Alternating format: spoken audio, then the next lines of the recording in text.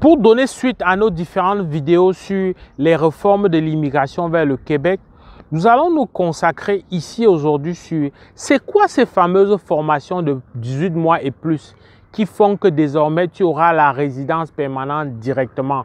Bien sûr, quand on dit résidence permanente directement, c'est parce que le fait de faire une formation dans un établissement d'enseignement désigné, une formation d'au moins 18 mois, ça fait en sorte que ton CSQ est automatique selon la nouvelle réforme. Et si ton CSQ est automatique selon la Convention Québec-Canada, tu vas avoir forcément la résidence permanente chemin faisant, à moins qu'il y ait des conditions liées à la criminalité et à la santé qui font que finalement tu sois interdit de territoire, que tu ne puisses pas avoir cette résidence permanente. Mais dans le principe, désormais, pour toute formation au-delà de 18 mois, tu as accès donc au CSQ puis à la résidence permanente. Donc dans cette vidéo, je me concentre sur 6 formations parce que on a beau parler des formations, il faut bien qu'on les nomme. Je te présente donc 6 formations phares qui correspondent aux besoins du marché et dont nécessairement tu devras trouver ton intérêt. Le tout premier que je te présente, c'est la formation d'agent administratif. En réalité, agent administratif, c'est une formation qui cumule ensemble 2 formations. La formation de secrétariat et la formation de comptabilité. Lorsque tu es agent administratif, eh bien, quand tu finis ta formation, tu peux exercer comme secrétaire, tu peux exercer comme commis à la comptabilité, tu peux exercer comme commis au service à la clientèle. Après ça, la deuxième que je te présente, c'est la formation de soudure-montage. C'est une formation de 1800 heures qui, au bout de laquelle tu peux devenir soudeur ou tu peux devenir soudeur-monteur. C'est sûr que, comme la plupart des formations que je vais te nommer ici, en tout cas celle-ci, a l'avantage que pendant ta formation, tu dois exercer dans le cadre de tes stages et gagner déjà de l'argent. La troisième formation que je te présente ici, c'est la formation d'électricien. Toutes les formations que je te présente ici, c'est des formations professionnelles. Lorsque je parle de 18 mois, en réalité, ça va être 2 ans pour plusieurs d'entre elles. Quatrième formation que je vais te présenter, c'est la formation de soutien informatique. La formation de soutien informatique qui dure également 1800 heures, te permet à la fin de celle-ci d'être agent de soutien aux utilisateurs. Tu peux également être technicien de réseau avec cette formation-là. Cinquième formation que je te présente, c'est la formation de dessin de bâtiment. Lorsque tu fais cette formation de dessin de bâtiment, au bout de la formation, tu deviens ce qu'on appelle dessinateur d'installation électrique, par exemple. Tu peux être également dessinateur de systèmes de chauffage, tu peux être dessinateur d'établissements commerciaux, etc.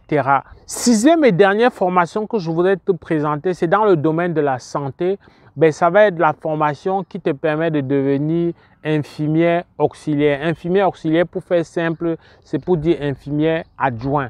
C'est un métier réglementé qui a un ordre professionnel. C'est une formation donc qui fait environ 2 ans également et qui te permet donc d'exercer dans la plupart des centres hospitaliers, autant dans le secteur public que dans le secteur privé. Pour plusieurs de ces formations, le coût de la scolarité globale va être entre 20 et 25 000 $. Je ne vais pas entrer dans les détails, mais c'est globalement autour de ce montant-là. Donc, au bout de cette formation qui dure très peu de temps, tu n'auras pas mis beaucoup d'argent nécessairement. Tu n'auras surtout pas mis beaucoup de temps avant de devenir résident permanent. Mieux encore, dans la cagnotte que tu auras déboursée pour tes études, il y a une bonne partie qui va être allégée par le fait donc de ton stage professionnel. C'est-à-dire, sur ton temps d'école, tu gagnes déjà de l'argent. Je ne peux pas terminer la vidéo sans te rappeler qu'en réalité, pour être accepté dans ces différents programmes-là, les exigences communes, on ne va pas entrer dans le cas par cas, mais très souvent, au niveau de ceux qui sont déjà sur le territoire, on ne va même pas exiger un diplôme d'enseignement secondaire. On va souvent exiger pour la plupart avoir réussi le secondaire 3.